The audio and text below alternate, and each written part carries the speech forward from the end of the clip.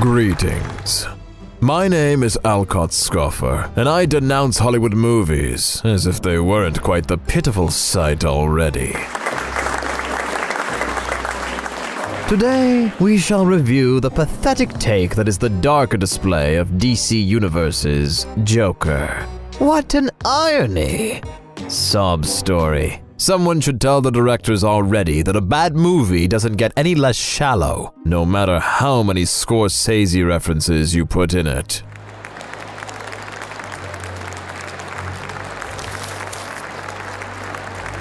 Believe me, this guy wouldn't speak of smiles if he saw Todd Phillips' origin movie about him. But he sure would smile if he saw my dear half-witted assistant in today's show, Mr. Fooly Pluffer. Here he comes. How weird.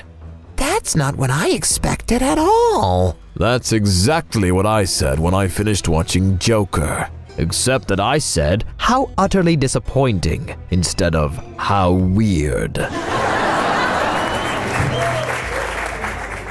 But I can see that you were impressed. Yes, I guess you could say that, Alcott. Would you be so kind to share what impressed you the most about that joke of an experimental comic movie? The whiny, pitiful version of Joker that only was bearable to watch due to Joaquin Phoenix's masterful acting, the overwhelming quantity of stolen plot twists and scenes from Taxi Driver and the King of Comedy? Or maybe it was the lousy attempts at drawing parallels between the social issues of modern times and epic that were depicted in the movie? The thing that impressed me the most in the movie was the idea that some people get what they don't deserve, and vice versa.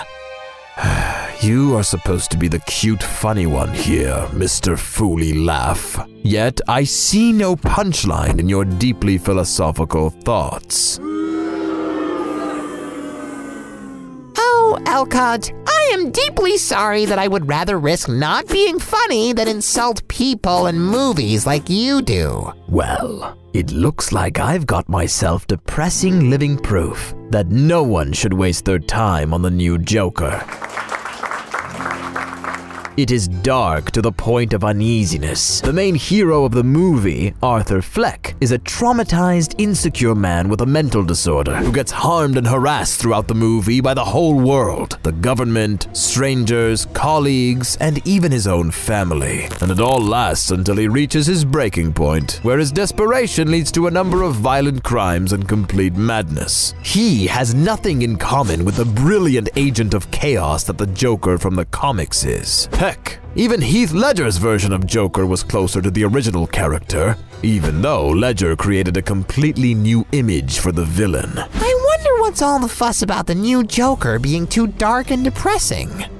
Why are people so eager to watch supervillains in their prime, but so reluctant when it comes to the origin stories where the villains could have been good? Okay, maybe not completely good, but harmless and definitely not evil. There are so many violent and dark movies, but why is a movie about a mentally ill loner that finally goes berserk after everyone around him treats him like garbage gets so much hate for its violence and negativity?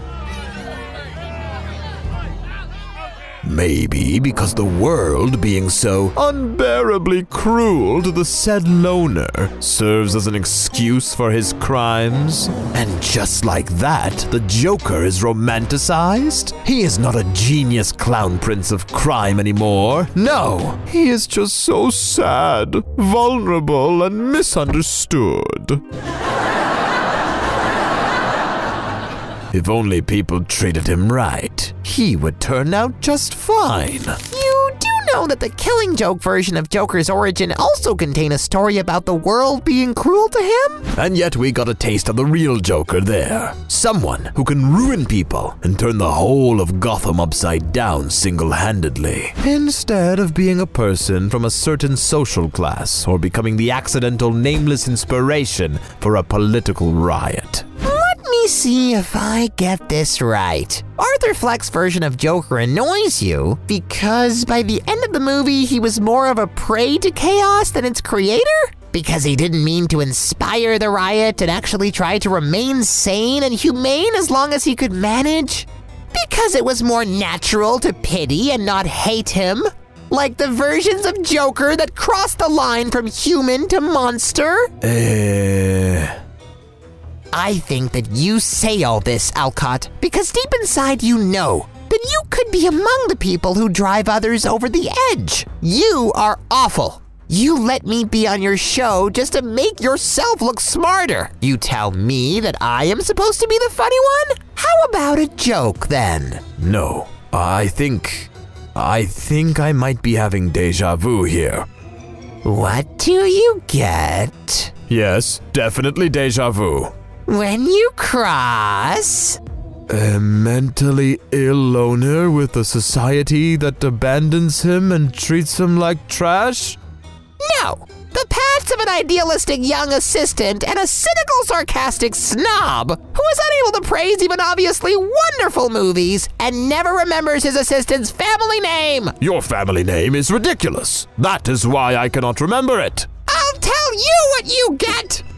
You get denounced.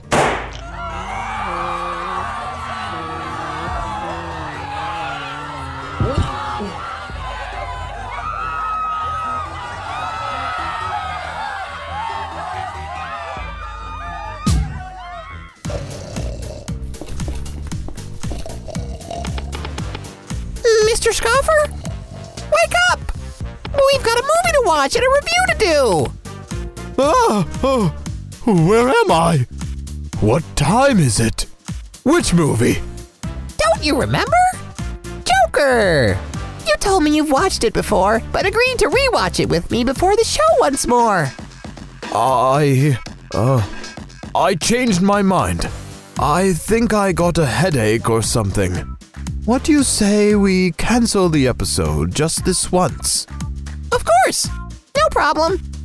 Can I do anything to make you feel better? A cup of tea? A glass of plushy wine? No!